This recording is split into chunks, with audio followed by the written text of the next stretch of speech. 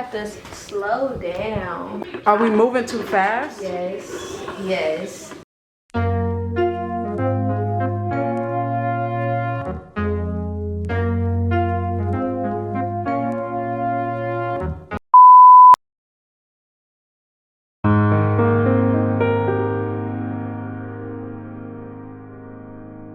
Are we moving too fast? Yes, yes. I find that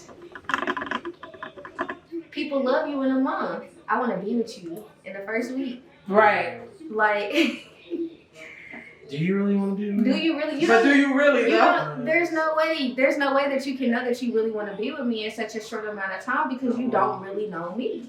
How do you not run away with that like infatuation though and be like, oh, you know, wow, and all excited with you? I tell you what, Granny, so I think that after you hit a certain point in life, like that's like young things to do. Like, you know, teenage, early 20s, you meet somebody, you get that, you know, instant infatuation with them, and then, you know, you just end up spending every day together until you find out spending every day together isn't good for you. Mm-hmm.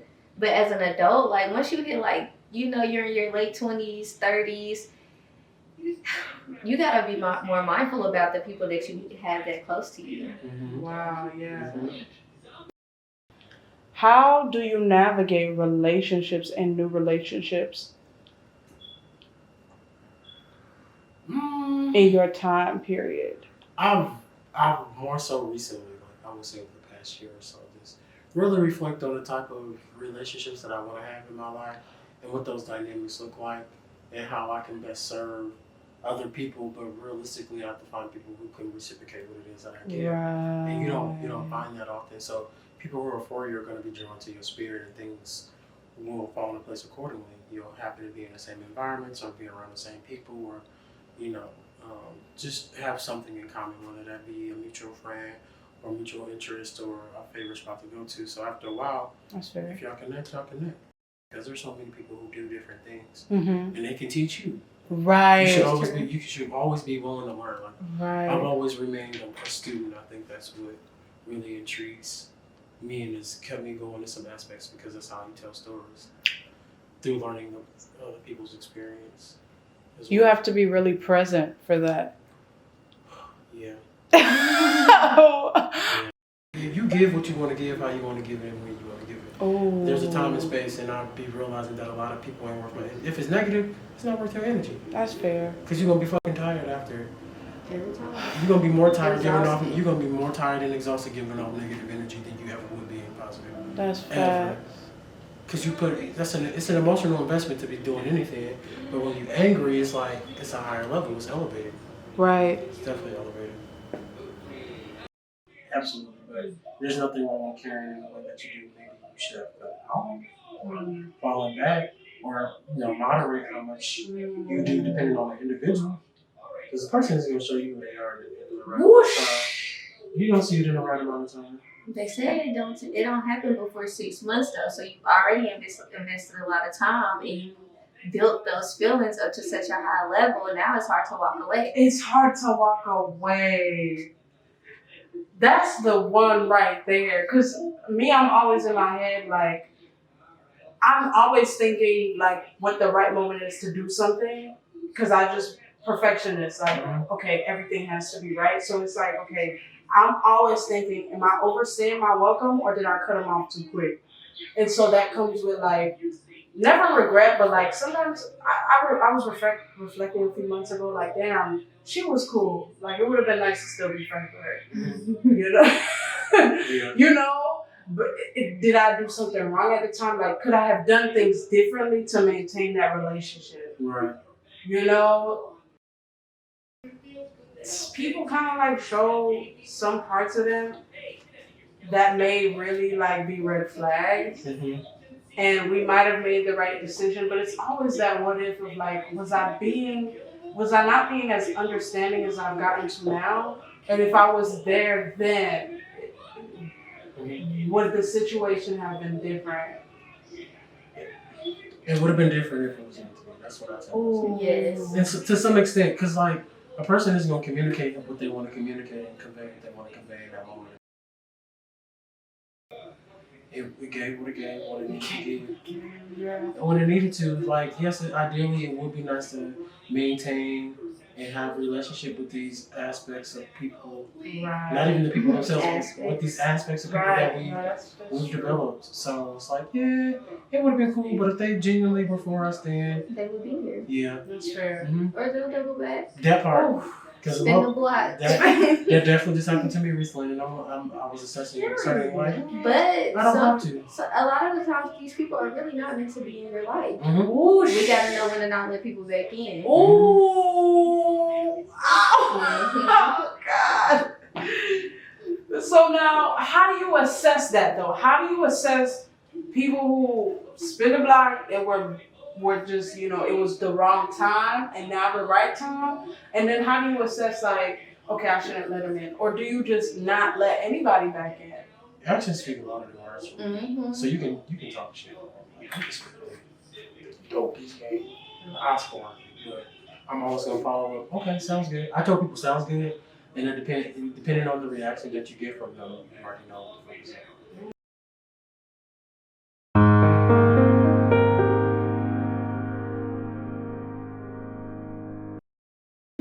Y'all are really patient. Like, You think so? yeah. I actually, that's not a strong suit of mine. I like to never talk to people again. She's persistent, though. All around the board. Like, if I'm into you, Mm-hmm. I will. I'm human. I'll try to give you the benefit of the doubt. Right. But it's only so much that I'm gonna let slide. Like, I'm not that patient. If you don't do the things that I want you to do early on, okay, don't talk to me. That at the very least, the things that I expect. The things that I expect, like, for me, like, if you're going to court me, like I think that a man should, like, I want you to check on me daily. Okay. You don't have to see me every day. I don't want to see you every day. Communication is key. But communication, like, I want to hear from you, or, you know. Okay. I like dates. Okay. It don't gotta be nothing extravagant. I know people feel like, but at the same time, I feed myself with Chris on a regular basis and all that type of stuff. So don't think that you're gonna just be like taking me to Applebee's. Mommy there. That's nasty. Not the 2 for $20. And now I'm questioning you because why are you eating here? That part. For real, I don't think we have much in common. Okay.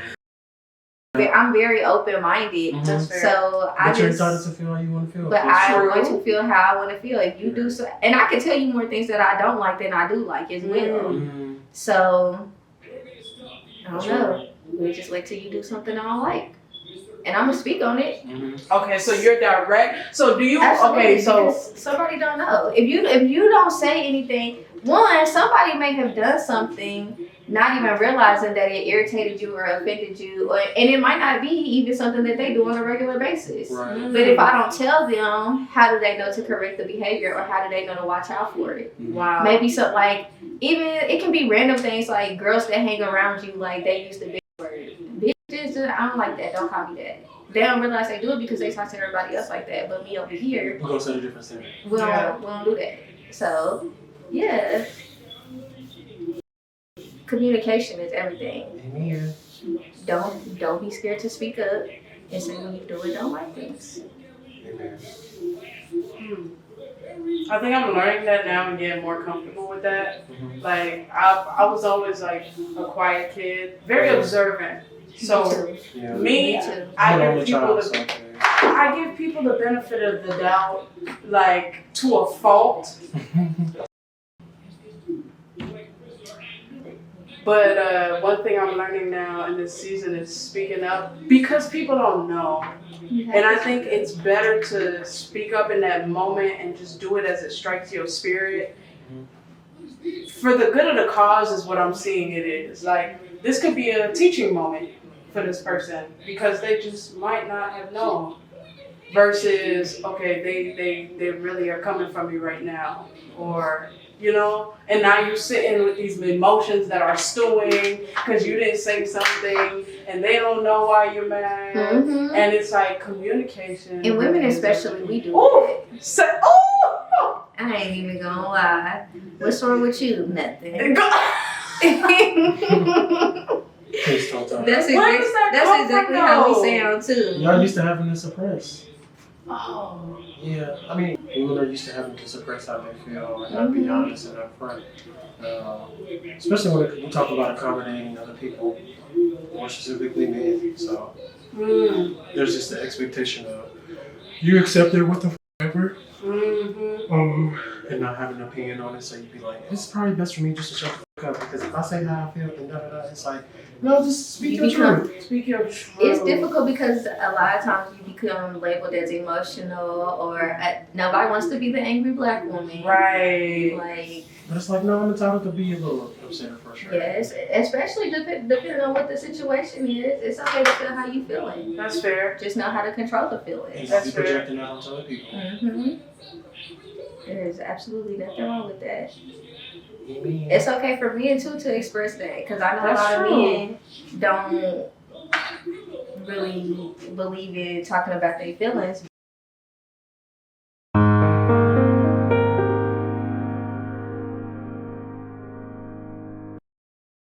Men do not know how to direct their anger sometimes. Like, I had went to visit a friend yesterday, and I walked in and like their brother was just sitting on the couch. You know, naturally when you walk into somebody's house, you just say hello. I'm like, hello. He just looked at me. I'm like, dang, okay.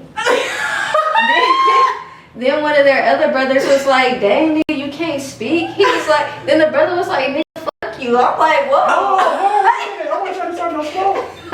I'm just trying to figure out what's going on. I'm like, that was kind of rude tonight. You know, just say hi back. All you had to do was say hi back when I walked in. Because the Negro in me would definitely be saying that. Like, Now y'all in here about to fight. Right. well, all you had to do was say Well, hi. all you had to do was say hi. You That's know. simple. Oh, hey, how you doing? That's simple. But the whole time, come to find out, he was upset because everybody else had went out of town and he was left at the house alone, and they was bitching at him when they got back in town because he hadn't emptied any of the trash cans. So Wow. So you're at fault. Wow. And then you have the audacity to be mad at everybody. You're right. You're Like, right. come on now. There's a whole story there. I don't even live here. I'm not even part of the And equation. now they got a whole backstory. Now I just wanted to say hey. That was it. That was all.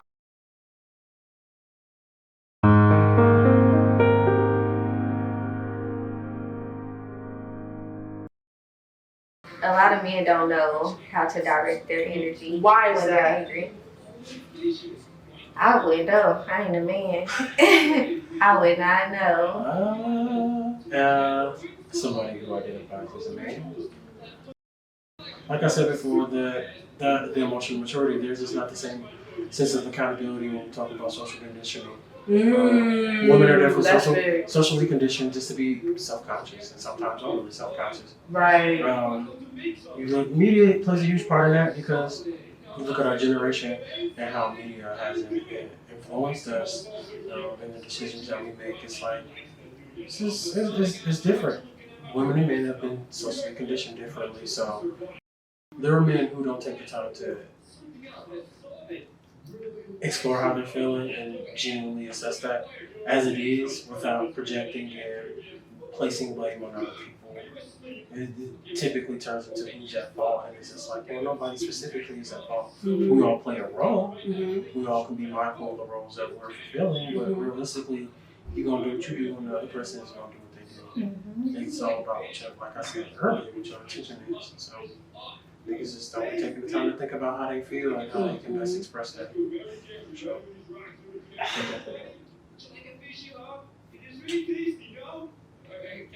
Wow. That's social conditioning. That's a big word you just used there. That is really big. Like, bigger than some people even understand, and understand the impact of.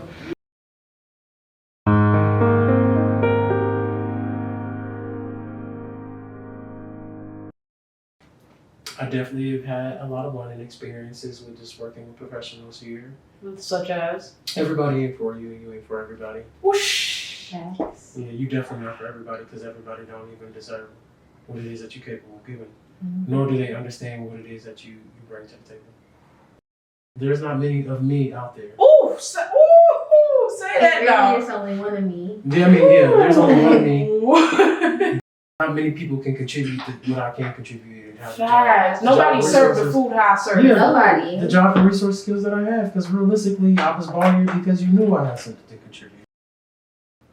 What kind of experience brought you to that knowledge now, though? That not everybody's for you. Like, I've been hearing, not all money is good money. Yeah. Mm-hmm. Experience. Having bad experiences with Really people. bad experiences with people. When you're a person who gives, people, they feed off your energy. When you're a good person, or just a person in general, people are going to be attracted to your spirit for whatever reason. But when you're a good person, for example, people can sense that. And they might not even be using you intentionally or misusing you, let's put it that way, or mishandling you intentionally, but they don't realize the value of what it is that you serve. So you have to take the time to assess what it is you contributed, both good and bad, and figure out how you can better navigate experiences in your future and remove yourself from that environment. Because when you're a people pleaser, you really be wanting to stick around because you feel like, well, what if I just Go ahead and save your energy now. Yeah. You have one life to live, and you really cannot live it for other people. Wow. But again, just how we said before, you never know until you already feel used. Well, I'm asking for the people at the back, but also partially myself. Mm-hmm.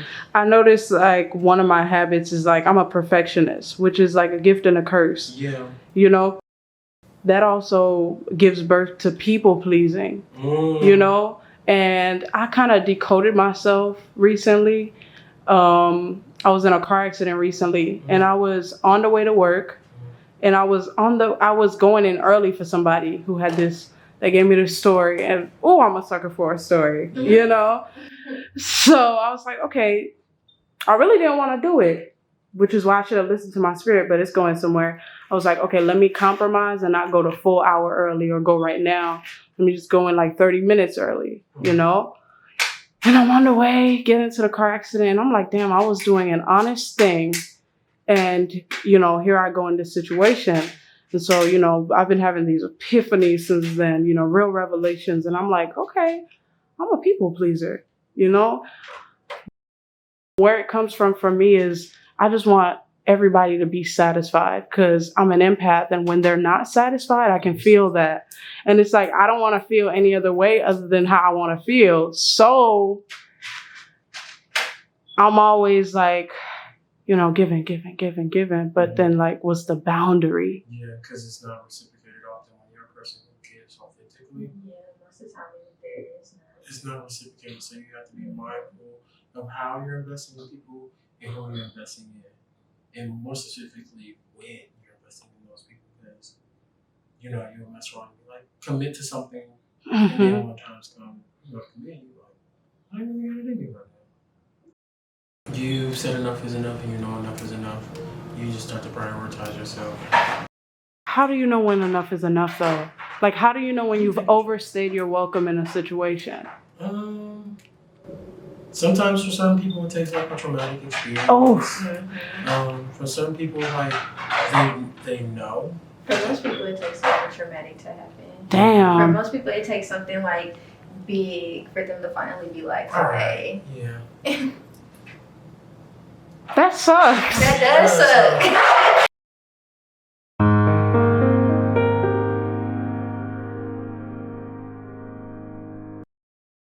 You have to be really mindful of what it is that you have and how you're handling it. Do you genuinely appreciate it? What are you doing to make sure it's not only maintained but sustained?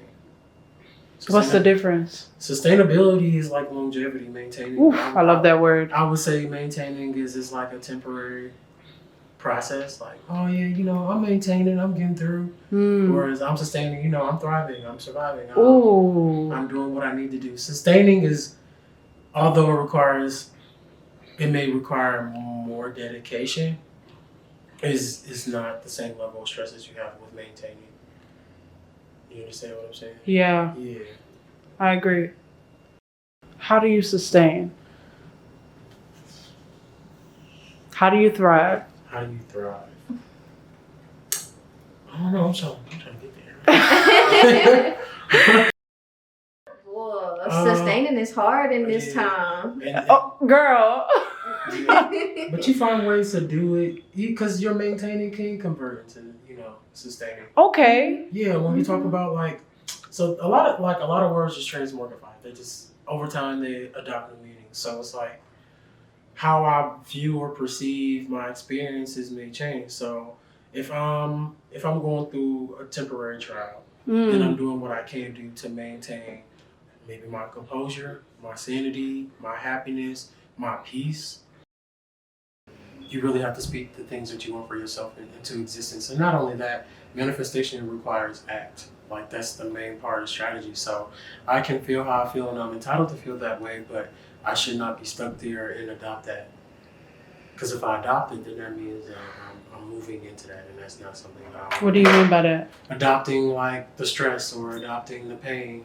Like I can feel how I feel I want to about that and acknowledge it and address it as it is, but I can't take that on. I can't adopt it. I can't allow that to be my narrative. Because that's hard. Typically, we make up narratives for things because it's how we process. But when we do that, we end up holding on to things more than we should be. Because if something hurt, then I can simply say to myself or acknowledge that out loud that yes, this hurt me, but ultimately it does not define what it is that I'm doing or what I'm capable of. If anything, it was just a test of character or a test of skill or a trial in whatever aspect that may be, but it doesn't define what it is I'm capable of doing or not doing. Because I'm able to work through it, which shows that I can persevere and get through some shit. So, at the very least, sustaining is more so just maintaining in a non-stressful way, and you're aware of what you're responsible of, but realistically, that responsibility ain't stopping you from living your life, and it's not causing you any stress. Balance, right? Yeah. So then, how do you maintain balance for yourself? Especially for me now in this season is understanding work-life balance and the responsibility part. Like me, I'm a busybody, so I feel like if I'm not doing something, I'm not doing enough. Sometimes being still is doing as much as you need to. And absolutely. But how do you not take on those extra responsibilities for yourself? You have to ask yourself what it is that you genuinely want to be fulfilled, and how you can do that, and realize that you can't take on too much at once. You can write those ideas down, and over time, as you acquire more experiences, you understand what it's like to maintain. Sometimes we have to be in the position to receive what it is that we want, and if we're not in a position to receive that, it's going to be difficult to maintain. Oof. What I took from it is trust in the process, because you said you can start something new and you can take a break, and it's not like one linear narrative. How do you trust the process though? Sometimes you have to trust in the process. It's difficult because sometimes you really have to trust in just having the thought that this might not work, but you have to be comfortable with saying that you at least tried, because you really don't know until you try. And sometimes you have to try and try and try again as well. So you have to know when to give up, but you have to know when not to give up. And you have to be in the right mindset to accept that some things are not for you. That's fair. Even if that is what you want to do. That's fair. And you need to know that you need to have backups. Period. Because the inconvenience and the indication of it failing, it just means that maybe you need to go a different route. Yeah, it doesn't always necessarily mean quit, go to something else, but you have to try different. If I wanted to learn how to braid, maybe I can't do stitch braids, but I can do underhand braids. I become good at what I'm good at, and then I offer that service. And if in a position you acquire that skill and figure out how you can offer those different services. Mhm. Because your craft is your craft. That's what it Mm. ultimately is. So Mhm. we have set ideas about what it is that we want, and sometimes how life should go, but we really aren't prepared to receive what's in store for us, because it's so much more than we could ever Yes, imagine. So much more. But that's where being vulnerable comes into play too. Oh. Because you have to be open to taking those things when they present themselves.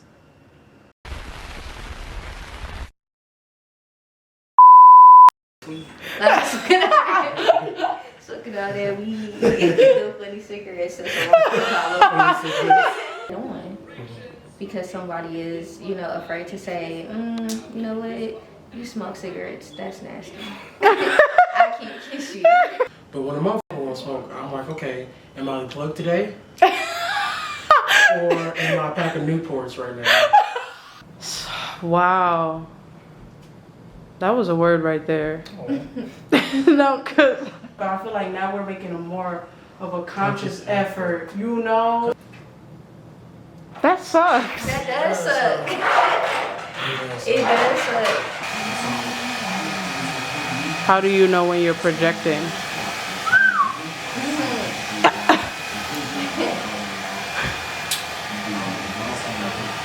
You got an answer? I think that I gotta deal with your shit. I'm talking about doing mine. not you got the nerve to be crazy. That part. There's an art to everything that we do because art has been implemented in the work that we do. So I just found a way to tell my story through the things I like to do.